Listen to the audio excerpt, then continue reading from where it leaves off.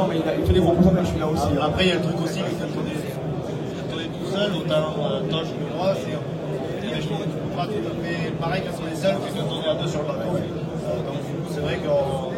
Voilà. Mais il y a eu la Massena, il y a eu le brochet, le 102 au flot dessus, le 109 et le 93 quand même.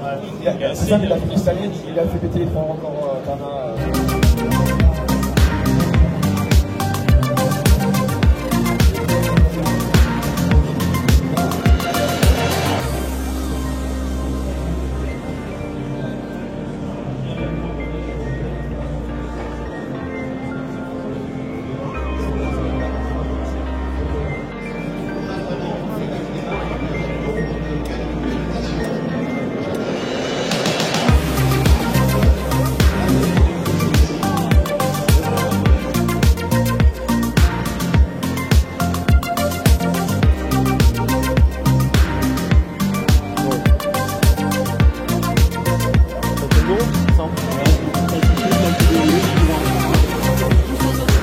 Il y a deux tailles, la taille la plus grosse. Une sorte de organisée qui sont avec de la présentation, mais ça va connaître par tous les détaillants vraiment dans les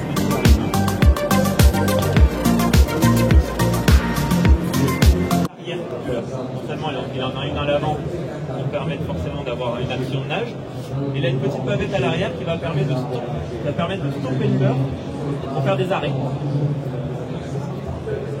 Je vais vous montrer tout de suite ce que ça peut donner. C'est un leurre qu'on appelle suspending, c'est-à-dire qu'il va rester exactement à son niveau de profondeur lors des arrêts. On va lui faire arrêter un petit peu vite et une pause. Une nage très erratique, très agressive, et la pause, vous voyez, lors de la pause, il remonte légèrement le nez et ne bouge quasiment plus. C'est un leurre qui va vraiment supporter des vitesses de récupération très élevées, une nage très agressive et des pauses. Ça c'est très efficace sur les brochets, les grosses perches, et éventuellement dans certains cas sur des truites dans des courants. Bien les reflets et surtout voilà. Dans l'eau, parce que la grappe a tendance quelquefois aussi à glisser un peu, à donner si ça déquilibre, c'est dominant à M50, c'est aussi un indice pour les projets qu'il faut que vous l'intéressez. Je vois que moi c'est Three sizes, 15, 20, and 25 centimeters. All of them are light cruises. This will change your video. donc là il sera disponible ici dans le 3 mois, il sera disponible dans le matériel, donc en 15 cm, en 20 cm, 20 cm de cette taille-là, et en 25 cm. You imagine. À l'année prochaine, à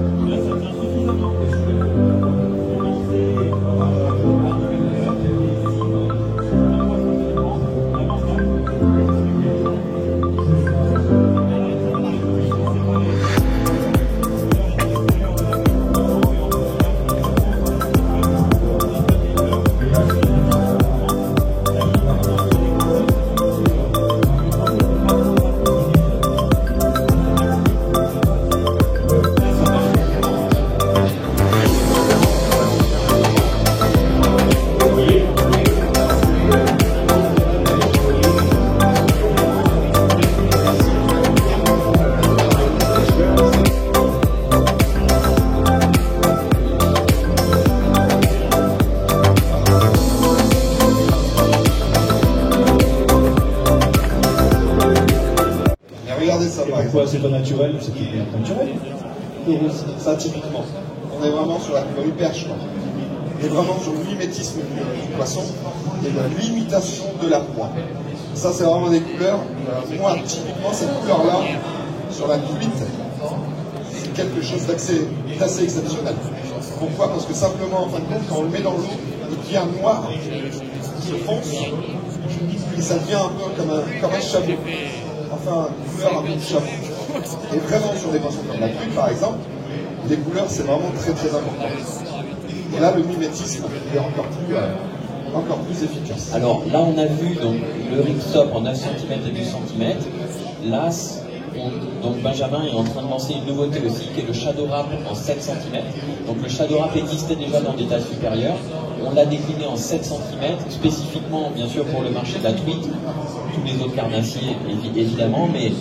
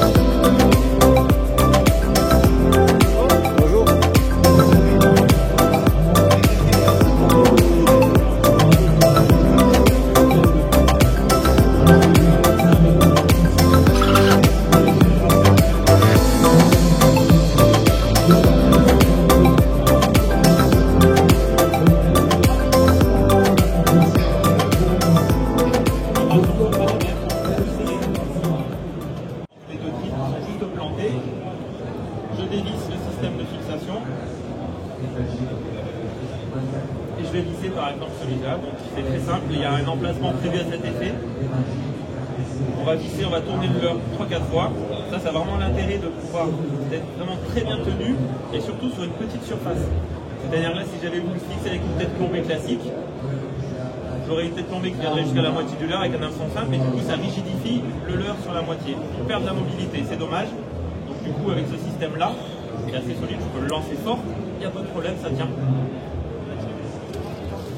Il est vissé, et les deux hameçons vont se piquer donc sur le ventre de façon préférable pour lorsqu'on pêche le brochet, simplement en piquant le bout de corde à piano à l'avant du leurre. Si je vous rajoute un deuxième hameçon, je le mets à peu près aux 2/3, on le pique de la même façon. Ça tient suffisamment lors des lancers, ça permet d'avoir deux clips bien disponibles, avec 6 piquants disponibles. On n'est pas obligé de piquer justement un hameçon et de perdre beaucoup un clip. Et voilà, c'est là mon leurre est monté. Donc toujours pareil, là je le mets sans plomb. Et on va pouvoir avoir un inclinage très très souple. Pouvoir ramener un leurre lentement, mais tout en ayant du mouvement.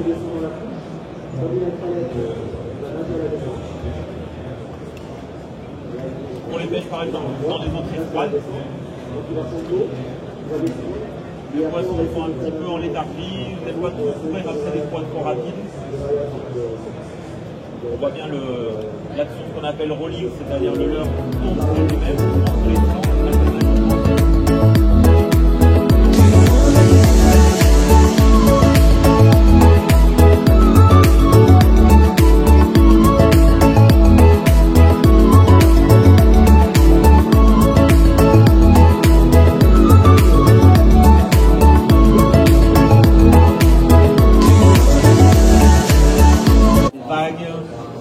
Il va falloir un leurre dense qui va bien passer dans les face au ventre par exemple. Un leurre qui peut pêcher un peu toutes les couches d'eau et qui va avoir une récupération assez lente, qui va avoir une nage très aléatoire, très sinueuse, planante. Action typique leurre approché, poisson malade qui cherche un peu sa direction là, qui est désorienté. Là on a un coloris naturel. Il montre alternativement ces deux, un coup son dos, un coup son ventre.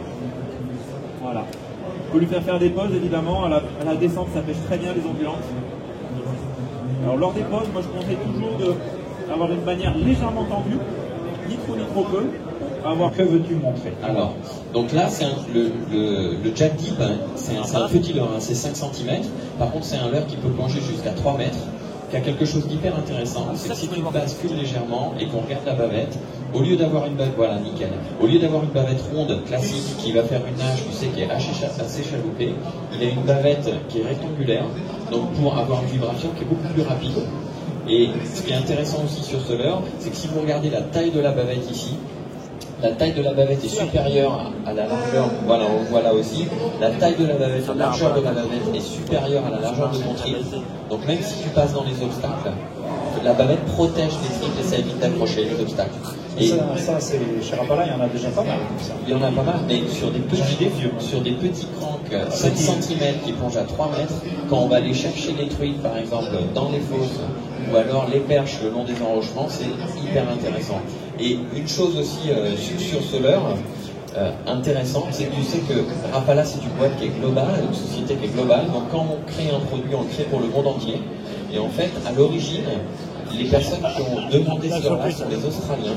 Et les Australiens pêchent en mer des dorades carnassières qui pêchent dans les cailloux. Donc ils ont besoin d'un petit leurre capable de descendre rapidement pour aller pêcher ces dorades. Mais au milieu des dorades, ils ont aussi des carangues, ils ont aussi des poissons ultra puissants. Donc ce qu'ils voulaient, c'était un petit leurre qui plonge vite, s'accroche pas et soit hyper solide. Et ce leurre-là, il est full wire, c'est-à-dire que l'armature est traversante. Donc même si on a un poisson comme une carangue qui pourrait faire 15 kg qui tire très fort, on est sûr que le leurre ne va pas casser.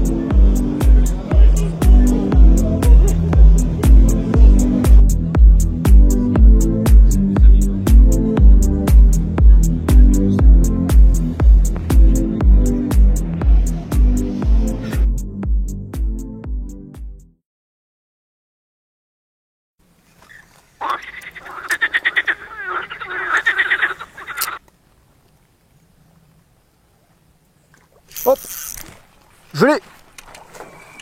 Ouais, il est pas mal.